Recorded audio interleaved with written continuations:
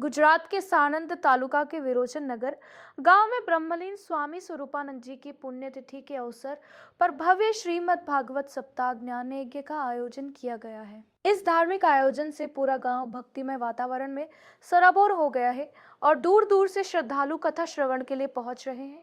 कथा के शुभारंभ पर गांव में भव्य पोथी यात्रा निकाली गई। गाजे बाजे और भक्ति गीतों के साथ निकली इस शोभा यात्रा में बड़ी संख्या में श्रद्धालु शामिल हुए।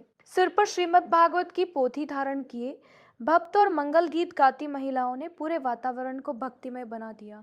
इस अवसर पर विश्व प्रसिद्ध कथावाचक परम पूज्य भाई श्री रमेश भाई ओझा व्यासपीठ से श्रीमद् भागवत कथा का रसपान करा रहे हैं। कथा का आयोजन राजू भाई बारड की वाड़ी में किया गया है।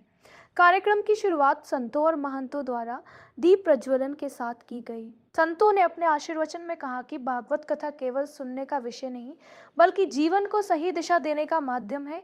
कथा स्थल पर बड़ी संख्या में श्रद्धालु उपस्थित होकर भक्ति और आध्यात्मिकता का लाभ ले रहे हैं। यह आयोजन गांव में आध्यात्मिक चेतना और सांस्कृतिक मूल्यों के प्रसार का माध्यम बन रहा है। अहमदाबाद संवाददाता भरत सिंह चौहान की रिपोर्ट।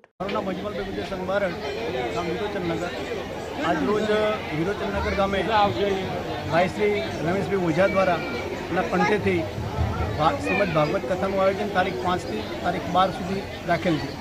એમાં રાજુભાઈના સ્વામી સ્વરૂપાનંદજીની આજે છઠ્ઠી પુણ્યતિથિ છે। એના નિમિત્તે દર વર્ષે અહીંયા કાર્યક્રમ થાય છે।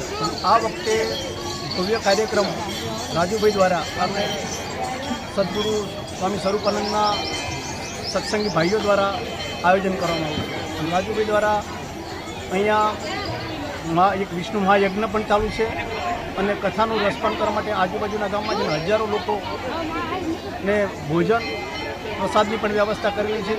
ત્યાં કરી આખી એક ટ્રેન સિટી કરી કે જે બહારથી જે કોઈ લોકો આવે એને રહેવા માટેની પણ વ્યવસ્થા કરી છે। સવાર 20 થી 25,000 માણસો જમે એની વ્યવસ્થા પણ કરવામાં આવી છે। કેટલા દિવસ કથાનું આયોજન છે? આયોજન 7 દિવસનું છે। તારીખ 5 થી 12 લોકો કેટલા લોકો જોડાશે? કોણ કોણ આવવાનું છે?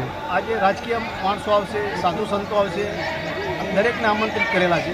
પોતપોતાના સમય અનુસાર 7 દિવસની અંદર તમામ રાજકીય આગેવાનો, સામાજિક આગેવાનો તેમજ બાપુના સેવકો પણ ખૂબ મોટી સંખ્યામાં પધારવાના છે। અને ધુંધુકારી એવો બગડેલો ગોકર્ણ મહારાજ પણ તીર્થયાત્રા માટે નીકળી ગયા હતા। હવે આ ઘરમાં એકલો, એને કોઈ પૂછવા વાળું રહ્યું નહીં, કોઈ ટોકવા વાળું રહ્યું નહીં। कृष्ण हरे कृष्ण कृष्ण कृष्ण हरे हरे। व्यासपीठ ઉપરથી સનાતન ધર્મ માટે અને સનાતન હિન્દુ સંસ્કૃતિ માટે અવિરત રાત દિવસ પ્રયાસ કરી રહ્યા છે। દેશ વિદેશની અંદર એમની કથાઓ છે। મારું સૌભાગ્ય હતું કે 1.5 વર્ષ પહેલા